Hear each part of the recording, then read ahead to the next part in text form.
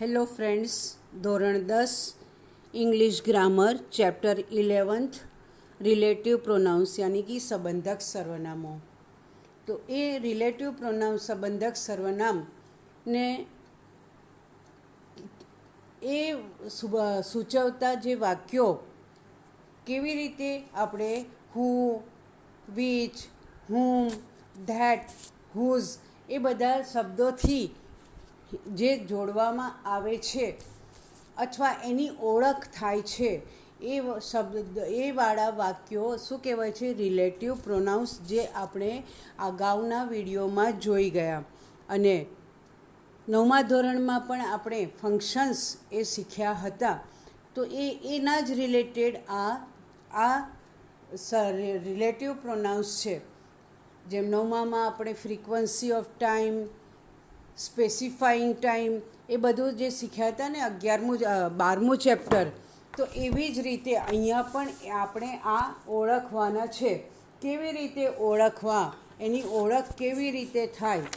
તો એ ઓળખ માટે પહેલાંમાં 9મામાં આપણે બે વાક્યોમાં અથવા બે વ્યક્તિની કમ્પેરિઝન, કોઈ વ્યક્તિનું વર્ણન કરતા હતા, કોઈ કોન્ટ્રાસ્ટ વિરોધાભાસ દર્શાવેલું હતું, એવી રીતે કોઈ સ્થળનું વર્ણન કરવામાં આવેલું હતું, કોઈ વ્યક્તિનું વર્ણન કરવામાં આવ્યું હતું.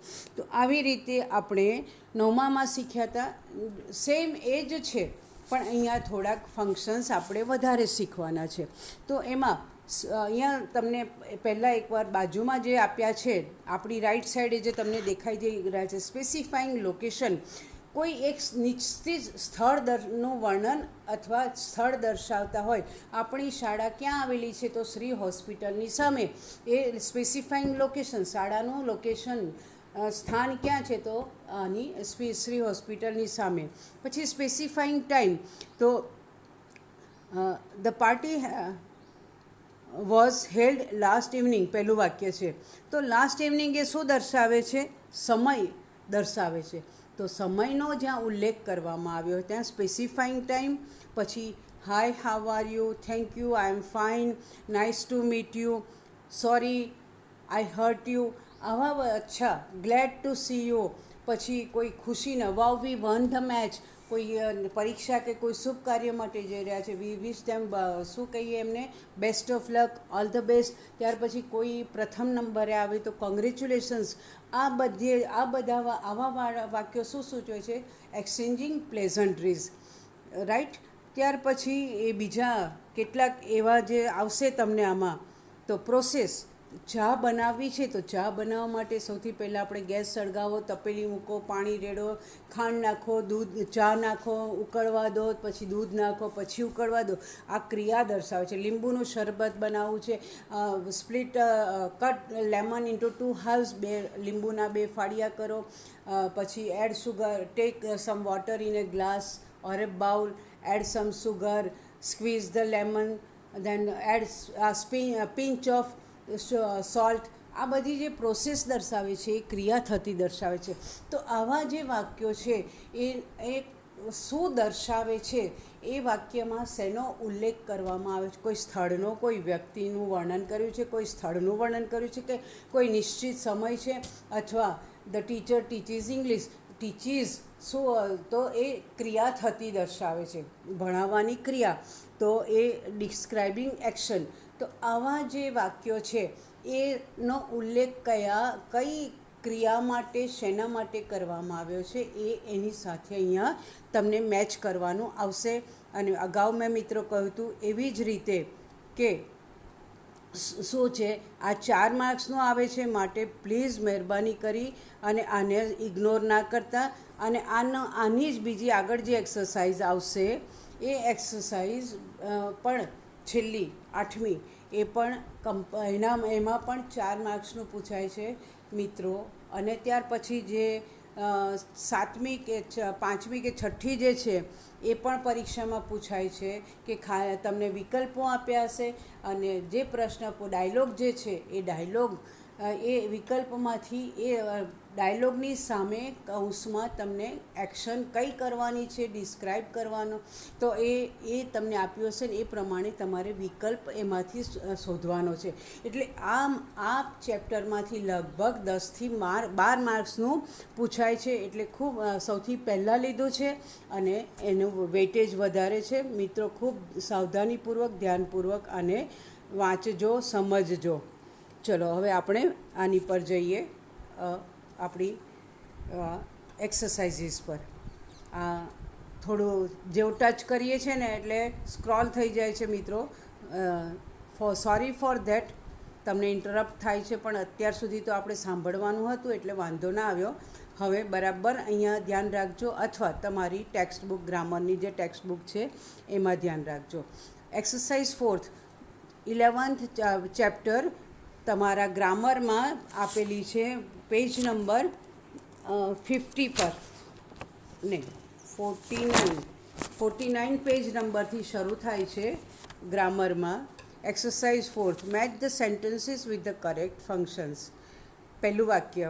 હવે કેવી રીતે લખવાનું એ મેં તમને પહેલાં પણ સમજાવ્યું હતું. વાક્ય લખો અને આમાંથી જે મેચ થતું હોય વચ્ચે આડી લીટી દોરી દેવાની, એની સામે આ જે મેચ થતો હોય એ ફંક્શન લખવાનું. ABCD લખશો તો હું માર્ક્સ નહીં આપું જ નહીં. એટલે the party was held last evening, એ શું દર્શાવે છે? પાર્ટી વોઝ હેલ્ડ, તો સમય દર્શાવે છે લાસ્ટ ઇવનિંગ, ગઈકાલે સાંજે પાર્ટીનું આયોજન કરવામાં આવ્યું હતું અથવા યોજાઈ હતી. સમય દર્શાવે છે એટલે આખું વાક્ય લખી નાની લીટી દોરજો અને ત્યાર પછી specifying time. Mahesh works in the city post office. City post ઓફિસમાં મહેશ કામ કરે છે. મહેશ ક્યાં કામ કરે છે તમે ગુજરાતી સમજશો ને એટલે તમને ખબર પડશે. તો સ્થળનો નિર્દેશ કર્યો છે, તો કયું સ્થળ? City post office. તો આમાંથી શું આવશે? તો સ્પેસિફાઈંગ લોકેશન, લોકેશનનો આમાં ઉલ્લેખ કરવામાં આવે છે. I am sorry I hurt you, અગાઉ મેં કહ્યું હતું. આ શેમાં આવશે? પ્લેઝન્ટ્રીઝમાં. તો એક્સચેન્જિંગ પ્લેઝન્ટ્રીઝ. હવે આ રીતે તમારે બધી જ 20 એક્સરસાઇઝ છે. 20 તો શક્ય નથી, આખો 20 ચલાવું તો પણ આખો વિડીયો કરીએ તોય 40-50 મિનિટનો થઈ જાય. આપણે બધા જ ચેપ્ટર્સ કરવાના છે. દરેકની 5-5 એક્સરસાઇઝ કરીને આપણે છોડી દઈશું. મોસ્ટલી બધું સેમનું સેમ છે. હવે ચોથી એક્સરસાઇઝ જુઓ. તો ચોથી એક્સરસાઇઝમાં થોડુંક છેલ્લું જે ડી જે છે ફંક્શનમાં, ડિસ્ક્રાઇબિંગ પ્રોસેસ, તો આમાં કોઈ એવું વાક્ય છે? જોઈએ. પહેલું વાક્ય, pour the milk in a glass and add some sugar. Pour એટલે રેડવું ને એડ એટલે ઉમેરવું. તો એક ગ્લાસમાં દૂધ રેડો અને એમાં થોડી શુગર નાખો. આ પ્રોસેસ દર્શાવે છે. તો શું લખીશું? Describing process. Mother usually cooks food in the morning. તો સવારે જ મમ્મી સવારે જ રસોઈ બનાવે છે. રસોઈ બનાવવાની ક્રિયા, તો ક્રિયા દર્શાવે છે, માટે એમાં શું આવશે મિત્રો? Describing action. Soham studies in A college in Pune. ક્યાં આગળ?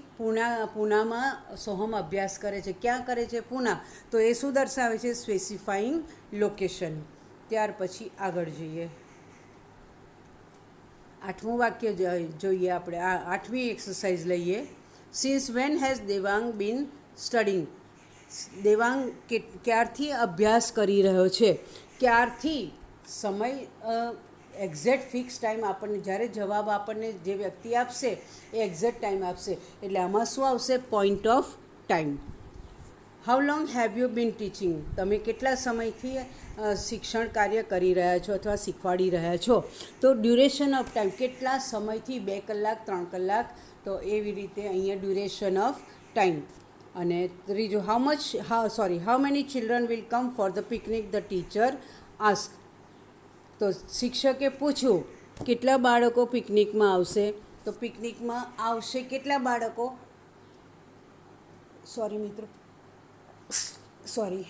તો અહીંયા ઇન્ક્વાયરી કરી છે, તો આમાં શું આવશે? Inquiry as nature. ઓકે. ત્યાર પછી હવે આપણે 12મું જોઈએ. The school will reopen on 15th June. School ક્યારે થશે?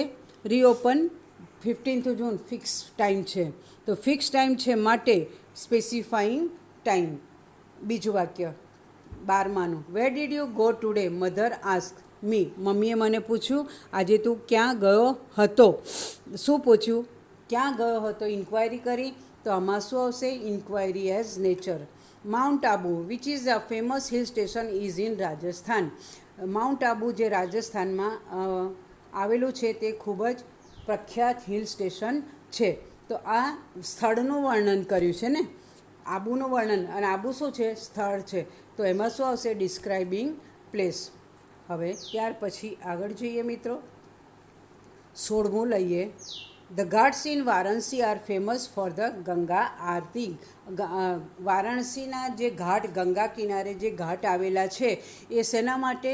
ત્યાં સવાર સાંજ જે આરતી થાય છે એટલી એની બહુ મોટી આરતી, અને એ આરતી બહુ પ્રખ્યાત છે. એને આ ઓનલાઈન પણ દર્શાવવામાં આવે છે, બતાવવામાં આવે છે. તો આ શું થયું મિત્રો? તો આ શું દર્શાવે છે આ વાક્ય? The ghats in Varanasi are famous for the Ganga aarti. શાના માટે ઘાટ, વારાણસીના ઘાટ પ્રખ્યાત છે? તો ગંગા આરતી માટે. તો એ ડિસ્ક્રાઇબિંગ પ્લેસ. ત્યાર પછી the audience has been sitting for 3 hours. 3 કલાકથી ઓડિયન્સ, દર્શકો, પ્રેક્ષકો બેઠેલા છે. તો 3 કલાકથી, તો ડ્યુરેશન ઓફ ટાઈમ. પછી અમન નેવર એટેન્ડ અવર મીટિંગ્સ. કે કદી અમન અમારી મિટિંગમાં હાજર રહેતો નથી. તો હાજર નહીં રહેવાની ક્રિયા દર્શાવી છે. તો ડિસ્ક્રાઇબિંગ એક્શન. ઓકે. ત્યાર પછી આપણે 17મું લઈએ છીએ. એ થોડુંક અલગથી છે. How long have you bin sleeping. તમે કેટલાક સમયથી સૂતા છો. એ તો શું દર્શાવે છે? Duration of time. The main who is wearing a white shirt is our teacher. આ વ્યક્તિનું પહેચાન છે. તો જેમણે વ્હાઇટ શર્ટ પહેર્યું છે એ વ્યક્તિ અમારા શિક્ષક છે. Describing person. The book which you are reading is written by Munshi. Book શું છે? વસ્તુ છે. અને એ જે તમે પુસ્તક વાંચી રહ્યા છો એ મુનશી દ્વારા લખાયેલું છે. તો એ શું આવશે? Describing thing. ત્યાર પછી છેલ્લું લઈ લઈએ. We have been waiting for an hour. અમે 1 કલાકથી તમારી રાહ જોઈ રહ્યા છે. તો અહીંયા શું આવશે? Duration of time. 1 કલાકથી, duration of time. Mehul has been watching TV since 4 PM. 4 PM point of time. Okay. Exact 4 વાગ્યાથી ટીવી જોઈ રહ્યો છે. Put butter in a pan and boil it for some time. Pan એટલે લોઢી અથવા કઢાઈ. એમાં બટર નાખો અને થોડી વખત એને ઉકળવા દો. બોઇલ એટલે ઉકળવા દેવું. તો એ શું છે? પ્રોસેસ દર્શાવે છે ને. સો ડિસ્ક્રાઇબિંગ પ્રોસેસ. હવે એક્સરસાઇઝ 4. આ પણ મિત્રો આપણને પૂછાય છે. સેમ પાછળ આપણને ડાયલોગ રાઇટિંગમાં પણ આ જ આપેલું છે. આવી જ રીતે જે કમ્પોઝિશન પોર્શન છે ને એમાં ડાયલોગ રાઇટિંગમાં આ જ રીતે આપેલું છે. વિકલ્પો આપ્યા છે ને તમારે એને પૂર્ણ કરવાના છે ખાલી જગ્યામાં ડાયલોગ્સને. તો complete the dialogue selecting the correct responses based on the functions given in the brackets. કૌંસમાં જે ફંક્શન આપ્યા છે એના આધારિત વિકલ્પમાંથી પસંદ કરીને લખવાનું છે. હું બધા વિકલ્પો નહીં બોલું મિત્રો, અને બધી એક્સરસાઇઝ નહીં કરીએ આપણે. તો પહેલું વાક્ય છે, પહેલું એક્સરસાઇઝ છે. Rohan ask mother can you help me to make tea. Mummy તમે મને ચા બનાવવામાં મદદ કરશો? તો મમ્મી શું કહે છે? શ્યોર. અને પછી ડિસ્ક્રાઇબિંગ પ્રોસેસ, ક્રિયા દર્શાવતા આ 4માંથી કયું વાક્ય છે? B. Take a cup of milk, add some sugar and tea leaves and let it boil for some time. તમારે આને સંવાદ આખો ને આખો લખવાનો છે. ખાલી જો તમે આ રીતે લખશો કે મધર શ્યોર અને પછી આ જવાબ લખશો તો હું નહીં. સંવાદ બંને જ વ્યક્તિનો આખો જ લખવાનો છે. ઘણા વિદ્યાર્થીઓ બહુ શોર્ટકટ મારે છે, તો હું પણ પછી માર્ક્સ આપવામાં પણ શોર્ટકટ નીતિ અપનાવીશ. Be careful. પૂરા માર્ક્સ જોઈતા હોય તો પૂરું ને પૂરું જે સૂચના આપી હોય એ જ પ્રમાણે લખજો. પછી બીજું છોડી દઈએ છીએ. ત્રીજું લઈએ છીએ. તો father ask what is Karan doing. Karan શું કરે છે? તો અમન એનો રિપ્લાય જવાબ આપે છે. તો અહીંયા એના માટે ડિસ્ક્રાઇબિંગ એક્શન. તો એક્શન દર્શાવતું કયું વાક્ય છે? He is always playing tennis at this time. Tennis રમવા આ ટાઈમે હંમેશા ટેનિસ જ રમતો હોય છે. ત્યાર પછીનું વાક્ય લઈએ આપણે. સોરી મિત્રો, ખાલી ટચ કરવામાં જ આટલું બધું થઈ જાય છે.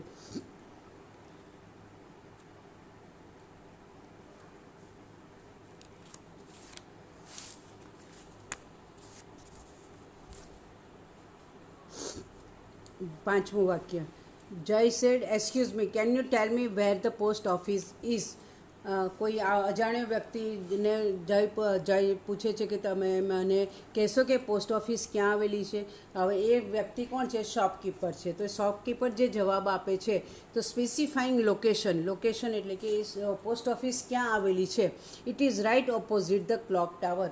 ક્લોક ટાવર એટલે પેલું જે પેલું ટાવર આવેલું હોય છે ને શહેરમાં, ગામમાં વચ્ચે ટાવર આવેલું હોય ને, તો એની બિલકુલ સામે આવેલું છે.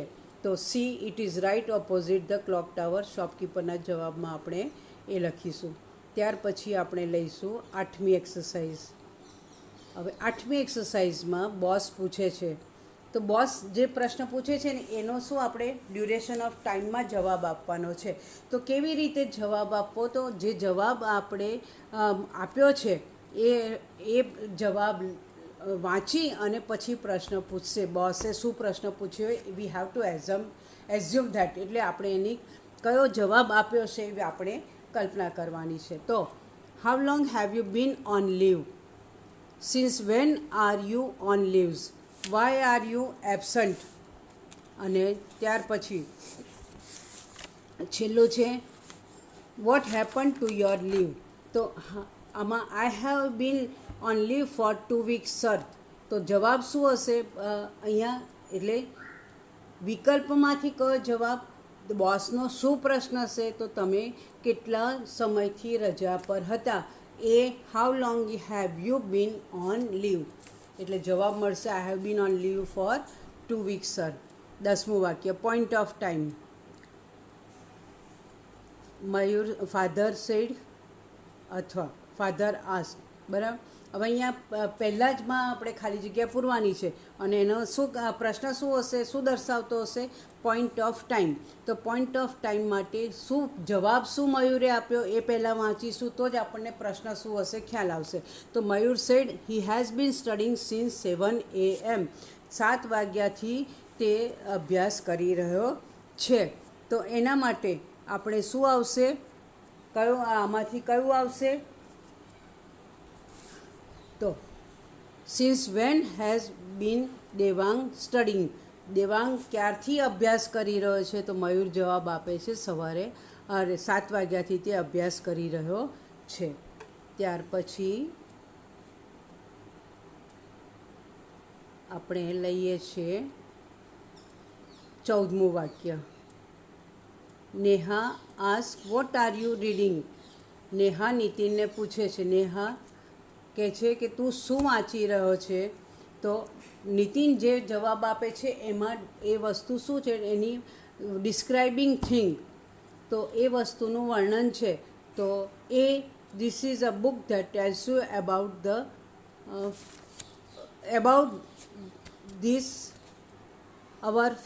The freedom struggle.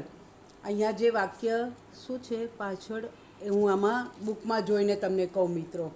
બુકમાં ધને જગ્યાએ શું આવે છે એ આપણે બુકમાં જોઈને તમને કહું છું. 14મું ને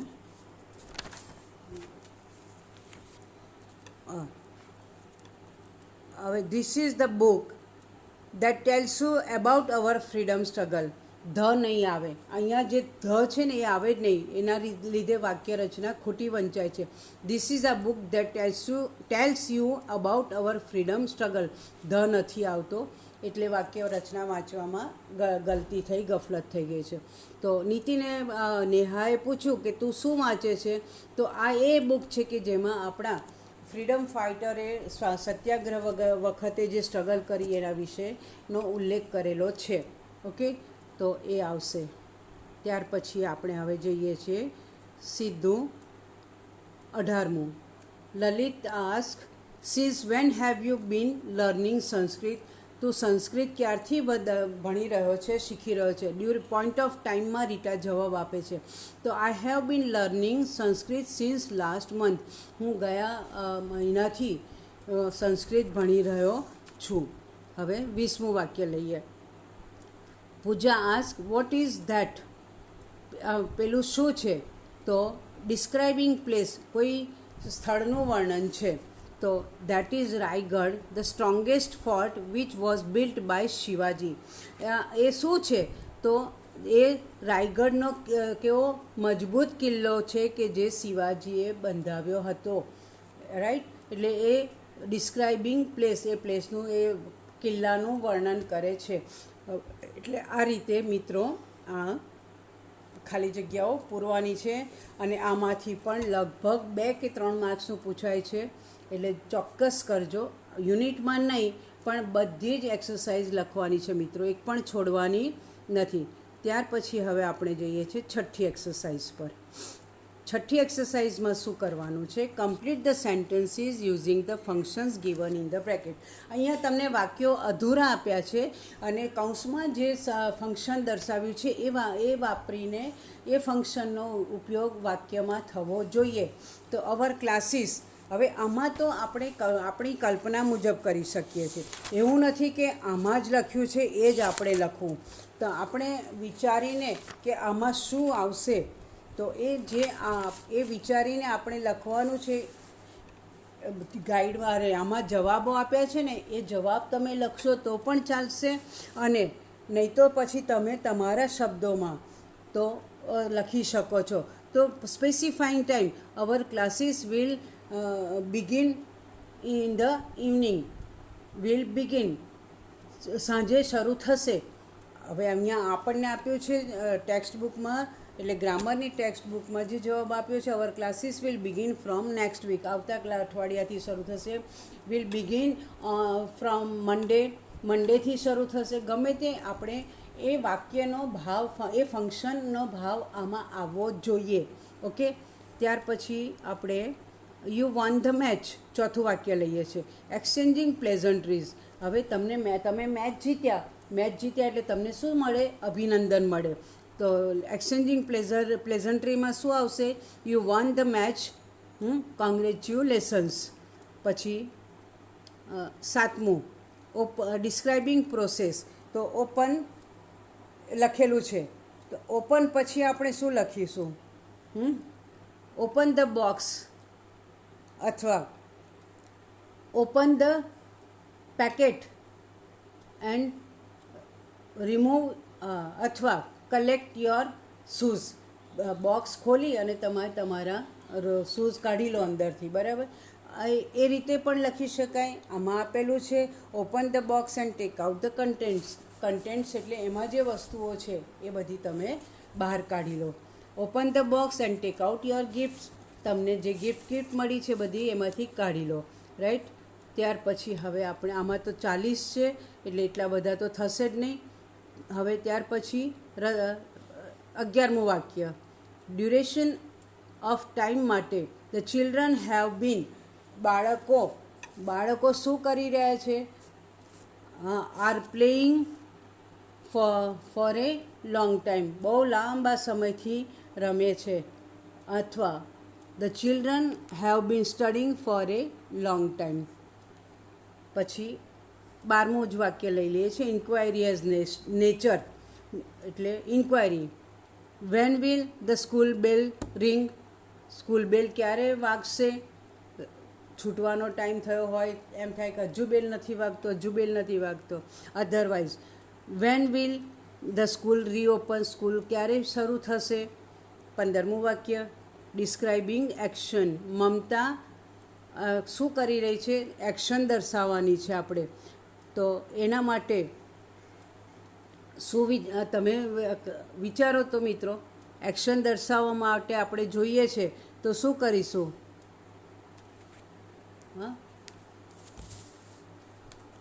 ધ્યાનમાં આગળ શીખ્યા તો કદાચ કંઈક મનમાં થોડું વિચાર્યું. આમાં આપણે આપેલું છે Mamta often practises playing the harmonium, અથવા મમતા ઓફન અથવા sometimes goes for a walk. ક્યારેક ક્યારેક તે ચાલવા માટે પણ જાય છે. ગમે તે તમે વાક્ય લખી શકો, એવું નહીં કે અંદરનું જ વાક્ય લખવાનું છે. મને ખબર છે કે પરીક્ષામાં તો આ જે યુનિટ છે તો તમે અંદર જોઈને જ લખવાના છો. અત્યારે તો ઘરેથી લખવાનું છે ને યુનિટ, એટલે તમને મજા પડી જાય છે ને જોઈને લખવાની. ઓકે, કંઈ વાંધો નહીં. Enjoy your test. યુનિટ્સમાં મજા કરો. પછી જ્યારે સ્કૂલ ચાલુ થાય એટલે પાછા તો આપણે એક્ઝામ તો પછી ક્લાસમાં જ લેવાશે. ઓકે, ચલો લેટ્સ ગો હેડ. આગળ જોઈએ. 21મું વાક્ય. કિરણ ઓલવેઝ ડેશ ડિસ્ક્રાઇબિંગ એક્શન. 21મું વાક્ય આપણે જોઈએ તો કિરણ શું કરે છે? Always comes early in the school. શાળામાં હંમેશા વહેલો જ આવે છે. અથવા કિરણ ઓલવેઝ ગોઝ ઓફિસ લેટ.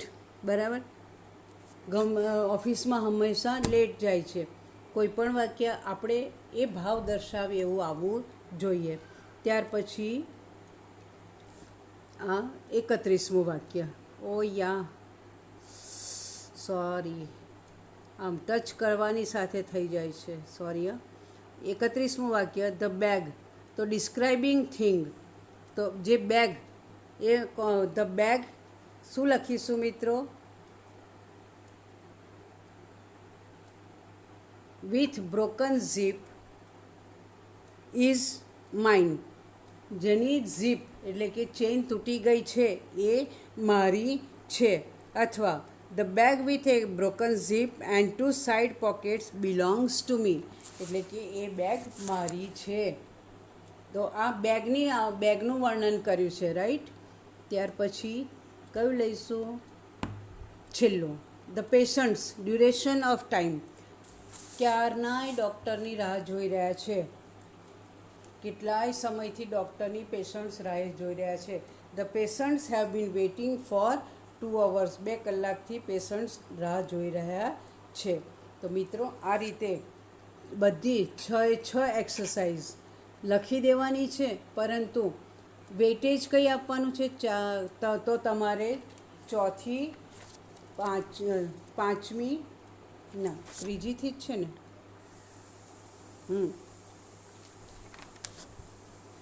4થી 5મી અને 6ઠ્ઠી એક્સરસાઇઝ પર વધારે વેઇટેજ આપજો મિત્રો. અને એને બરાબર સમજીને લખજો. ખાલી આમાંથી ઉતારા કરતા નહીં. જવાબો આપેલા છે પાછળ તરત જ છે, એટલે બિલકુલ ઉતારા નહીં કરતા, પરંતુ વિચારીને સમજીને લખજો. પોતાના શબ્દોમાં લખશો તો કદી જ તમારાથી ખોટું લખાશે નહીં. તો મિત્રો હવે પછી આપણે કોમ્પોઝિશન પર જઈશું. કોમ્પોઝિશનના દરેક ઘણા બધા આપણે સેક્શન્સ છે કોમ્પોઝિશનમાં. પેરેગ્રાફ એટલે કે નિબંધ, ત્યાર પછી પિક્ચર ડિસ્ક્રિપ્શન, ઈમેલ રાઇટિંગ અને રિપોર્ટ રાઇટિંગ. ઈમેલ અને રિપોર્ટ રાઇટિંગ આપણે એને પછી સેકન્ડ ટેસ્ટમાં વધુ ભાર આપીશું, પરંતુ પેરેગ્રાફ રાઇટિંગ, પિક્ચર ડિસ્ક્રિપ્શન અને સેક્શન 2 જે છે એમાં સપ્લિમેન્ટરી રીડર અને નોન વર્બલ ડેટા પર વધુ ભાર આપીશું. એટલે આ બધા સેક્શન 2માં આપણે ફર્સ્ટ અને થર્ડ, અને સેક્શન 3માં આપણે ફર્સ્ટ અને સેકન્ડ. સેક્શન 4 તમારે તમારી જાતે તૈયાર કરી લેવાનું છે. સમય મળશે તો આપણે જરૂર કરીશું, નહીં તો એ તમારે. અને આ જે સેક્શન ફર્સ્ટ છે એમાં આપણે એક કંજક્શન ચેપ્ટર એ નવું છે, બાકી બધા જ આપણે શીખેલા છે. એટલે હવે આ 12મું એક્ઝામ 11મું એક્ઝામમાં ઓરિએન્ટેડ છે, એના પર વધુ ધ્યાન આપી નેક્સ્ટમાં હવે આપણે કમ્પોઝિશન પર જઈશું. Have a nice time. C you. જય શ્રી કૃષ્ણ મિત્રો.